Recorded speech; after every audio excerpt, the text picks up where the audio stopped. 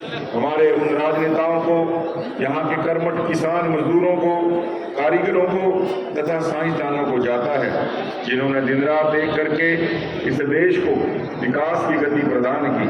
आज हमारा भारत देश प्रधानमंत्री श्री नरेंद्र मोदी जी के नेतृत्व में चौमुखी प्रगति कर रहा है। प्रभु श्री राम मंदिर का उद्घाटन, भाइयों और बहनों, सदियों की प्रतीक्षा और सदियों का अभूतपूर्व धैर्य, अनगणित बलिदान, त्याग और तपस्या के बाद हमारे प्रभु श्री राम का मंदिर अयोध्या में स्थापित हुआ है।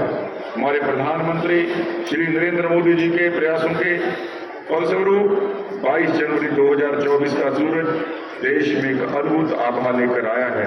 इस दिन अयोध्या में राम मंदिर के भूमि पूजन के बाद से प्रतिदिन पूरे देश में उमंग और उत्साह बढ़ रहा है।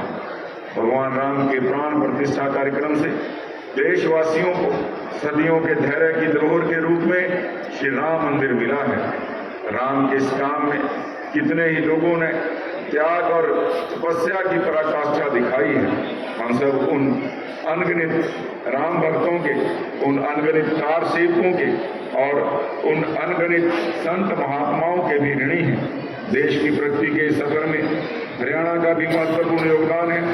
मुझे कहते हुए गर्व है कि हरियाणा ने भी प्रदेश के सामाजिक आर्थिक विकास को नए आयाम प्रदान किए हैं। शिक्षा, स्वास्थ्य और खेलों में हमने नई ऊंचाइयों को छुआ है। हमारी कितनी ही नीतियां और योजनाओं का देश के दूसरे राज्य अनुसरण कर रहे हैं। आज भी हरियाणा के नौजवान सेना में भर्ती होना अपनी शान समझते हैं। यही कारण है आज भारतीय सेना का हर 10वां जवान हरियाणा प्रदेश से है। हम अपने शहीदों के बलिदानों का कर्ज तो नहीं चुका सकते, लेकिन उनके परिजनों की देखभाल करके उनके प्रति सम्मान अवश्य जता सकते हैं। इस दिशा में हमने सैनिक व अर्ध सैनिक कल्याण विभाग का गठन किया हुआ है। मैं देश की सीमाओं की सुरक्षा करने वाले वीर सैनिकों के प्रति भी अपना कर्तव्य प्रकट करता हूं और उनको कृतज्ञ होते हुए आपको ये बताना चाहता हूं कि हमारी सरकार ने युद्ध के दौरान शहीद हुए हरियाणा के सैनिकों और अर्ध सैनिक बलों के जवानों की अनुग्रह राशि 20 लाख से बढ़ाकर 50 लाख रुपए कर दी है। इसी प्रकार आईईडी ब्लास्ट में शहीद होने पर भी अनुग्रह राशि 20 लाख रुपए से बढ़ाकर 50 लाख रुपए कर दी गई है। अब तक शहीदों के 367 आश्रितों को अनुकंपा के आधार के ऊपर नौकरी प्रदान की गई है।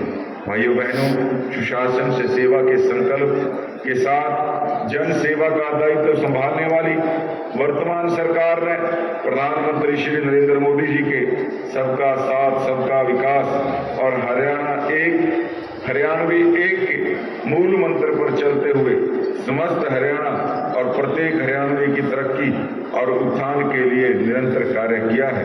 वर्ष 2024 को संकल्प से परिणाम वर्ष के रूप में मनाया जा रहा है। गीता के कर्म के संदेश की इस पावन हरि की भूमि के इतिहास में धार्मिक असहिष्णुता और हिंसा का कोई स्थान नहीं रहा है।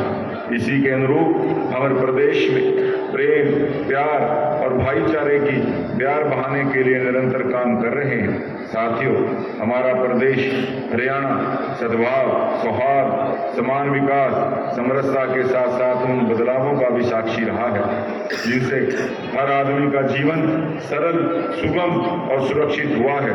हमने जनसेवा और जनता के बीच दीवार बन चुकी व्यवस्था को हमारी सरकार ने न केवल बदलने का काम किया, बल्कि ऐसी व्यवस्था देने का प्रयास किया जिसमें जन जन को योजनाओं और सेवाओं का लाभ सरल तरीके से प्राप्त हो सके। देश की आजादी से लेकर लंबे समय तक गरीब कल्याण की बातें तो की जाती रही, लेकिन उनका लाभ पात्र व्यक्ति तक नहीं पहुंचा। पंडित दीनदयाल उपाध्याय जी के अंत्योदय के दर्शन के अनुरूप प्रदेश के सभी परिवारों का पहचान पत्र बनाना, जिससे पात्र परिवारों को घर बैठे बैठे सरकारी योजनाओं का लाभ देना सुनिश्चित किया गया। आज जनता और सरकार का संपर्क सीधा है। हमने प्रशासन मानव हस्तक्षेप को न्यूनतम करने के लिए आईटी का बड़े पैमाने पर सफल प्रयोग किया है। आज हर सरकारी योजना के पारदर्शी तरीके से लागू किए जाने, घर बैठे गरीब की बेटी को शादी का शगुन, बुजुर्ग, विधवा व दिव्यांगों की पेंशन, बीपीएल कार्ड, चिराई कार्ड का लाभ, किसानों को उनकी फसल का भुगतान कंप्यूटर की एक क्लिक से सीधे पात्र के खाते में जाता है। हमने सरकारी कर्मचारियों के लिए चिकित्सा सुविधा की कैशलेस प्रणाली को भी लागू किया है। गरीबों के सर पर छत उपलब्ध कराने के लिए प्रधानमंत्री आवास के तहत 36,000 से अधिक मकान बनाए गए हैं, जबकि 16,000 मकान बनाए जा रहे हैं। हर गरीब को राशन मिलने में परेशानी ना हो और कोई इसका हक ना मार सके, इसके लिए राशन वितरण व्यवस्था को तकनीक के माध्यम से पारदर्शी बनाया गया है। अब कोई व्यक्ति फर्जी तरीके से राशन प्राप्त नहीं कर सकता। गरीबों का अपने बच्चों को प्राइवेट स्कूलों में पढ़ाने का सपना साकार करने के लिए चिराग योजना चलाई गई है। यही नहीं, कौशल रोजगार निगम के माध्यम से कर्मचारियों की भर्ती में भी गरीब परिवारों के युवाओं को प्राथमिकता दी जा रही है। भाइयों और बहनों, सरकार ने कृषि, उद्योग, व्यापार, रोजगार, शिक्षा, स्वास्थ्य आदि हर क्षेत्र में ई गवर्नेंस के माध्यम से क्रांतिकारी बदलाव किए हैं। इस प्रकार परिवार पहचान पत्र के डेटा से विभिन्न योजनाओं का लाभ लोगों को घर बैठे ही मिल रहा है। उसी प्रकार कृषि क्षेत्र में मेरी फसल मेरा ब्यौरा पोर्टल बनाकर किसान कल्याण की अनेक योजनाओं को इससे जोड़ा गया है। फसल बिक्री की राशि, खराबे का मुआवजा, भावांतर भरपाई की राशि, मेरा पानी मेरी विरासत कि सीधे ही बिजाई प्रोत्साहन राशि आदि इस पोर्टल के माध्यम से किसान के खाते में जमा की जा रही है। हरियाणा देश का पहला राज्य है जिसने बागवानी फसलों को मौसम की मार से बचाने के लिए मुख्यमंत्री बागवानी बीमा योजना शुरू की है।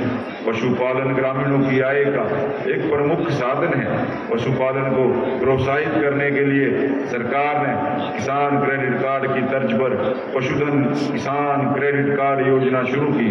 भाइयों और बहनों, प्रदेश में फसलों की खरीद को सुविधाजनक बनाने हेतु मेरी फसल मेरा ब्यौरा पोर्टल शुरू किया गया है। इस पोर्टल से किसानों को अपनी फसल बेचने के साथ साथ खाद